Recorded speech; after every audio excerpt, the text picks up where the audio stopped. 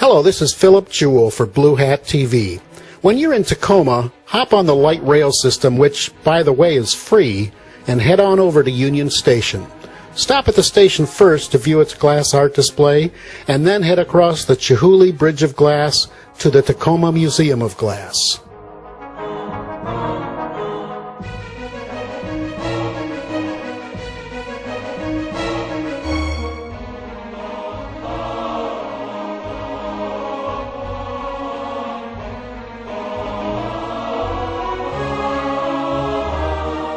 Dale Chihuly's crystal towers rise 40 feet above the bridge and mark the center of the 500-foot-long pedestrian walkway.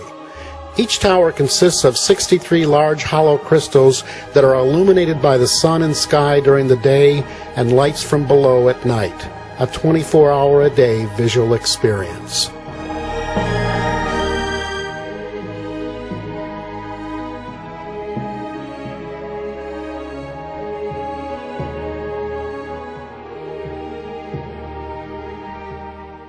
The Venetian wall displays 109 pieces from 3 of Chihuly's glass art series. This collection features some of the largest blown glass works that have ever been created.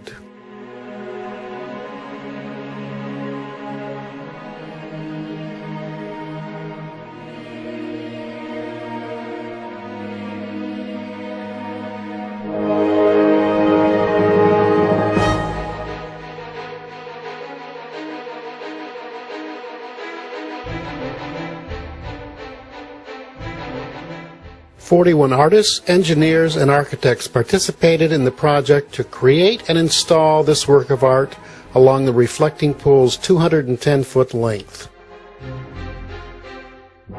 The museum's Grand Hall provides direct access to the hot shop, galleries, studio, theater, and the museum store.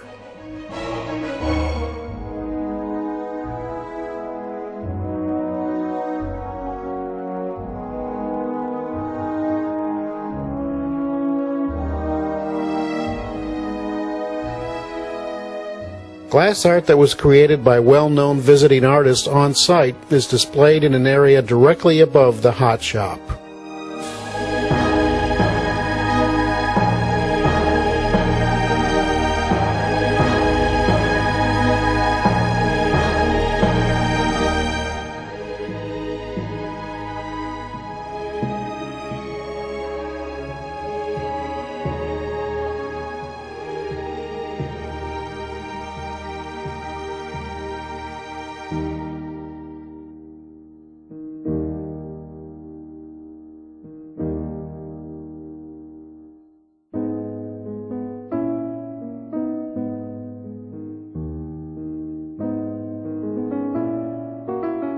The Museum of Glass employs 10 full-time glass artists and up to 90 visiting and part-time artists.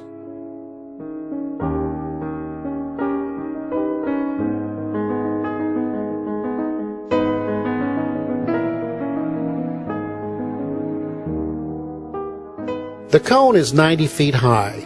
At its base it is 100 feet wide, and the opening at the top of the cone is 15 feet wide.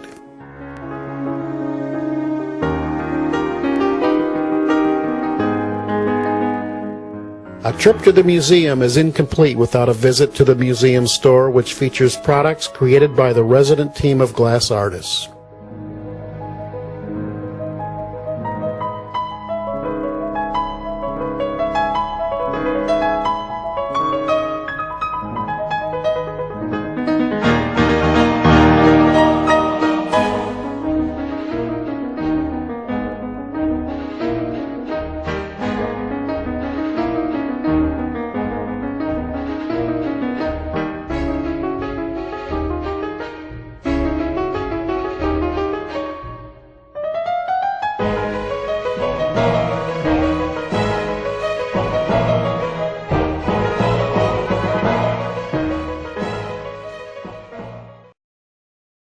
I took a chainmail class about 6 years ago, actually at Little Street Gallery, and I totally fell in love with it because I love doing meticulous things with my hands. So I started making beaded jewelry when I was 8, and for whatever reason, like tiny little seed beads just got my motor running, so I just started making as much jewelry as possible, designing stuff.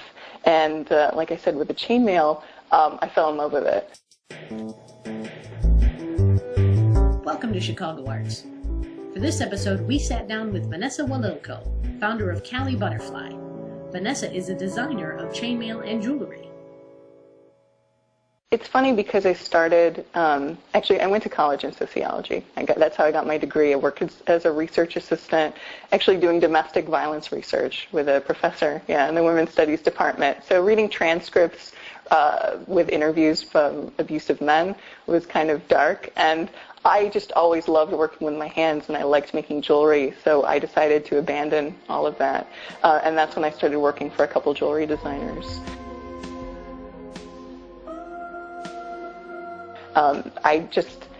I hit a point where I couldn't work for anybody anymore, and about a year ago, I just decided, like, all right, I'm going to blow through my savings, but by the end of this year, I'm going to have a self-sustaining business where I can make jewelry, make a living off of it, and it's worked out like gangbusters, thankfully.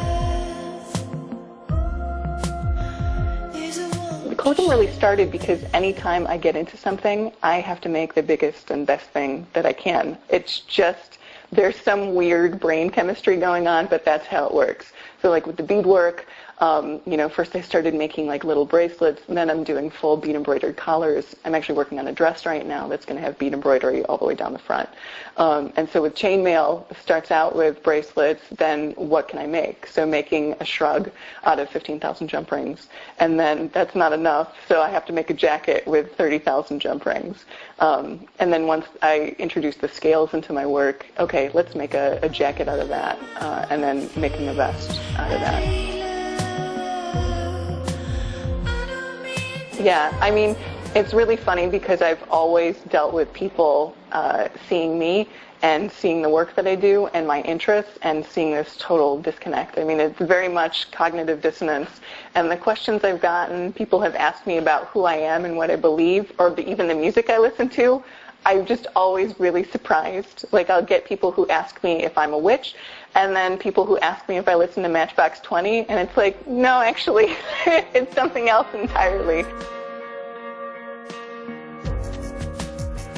My background is my interest in mythology. I've just always been interested in ancient cultures and ancient beliefs.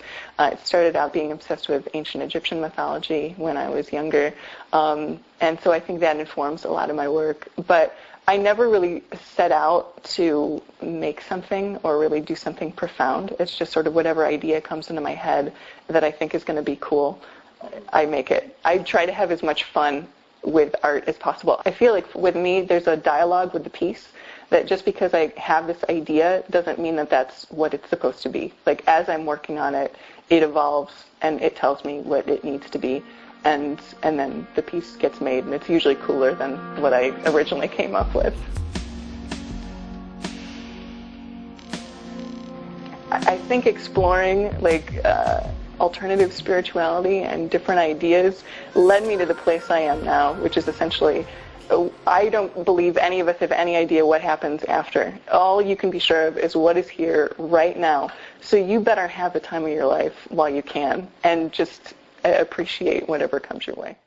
Thank you to everyone who voted for Vanessa on Google Moderator, and we encourage you to suggest and vote for groups and individuals you would like us to interview. For more information on Vanessa, her work, and Chihuly Butterfly, visit ChihulyButterfly.com.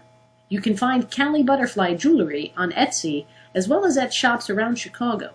You can find all pertinent information and links in the info section of this video. Thank you for watching Chicago Arts. Be sure to join us for our next episode, and stay informed by subscribing to our channel. We want to hear what you think, so please take a moment to comment on our programming. Thank you again from Chicago Arts.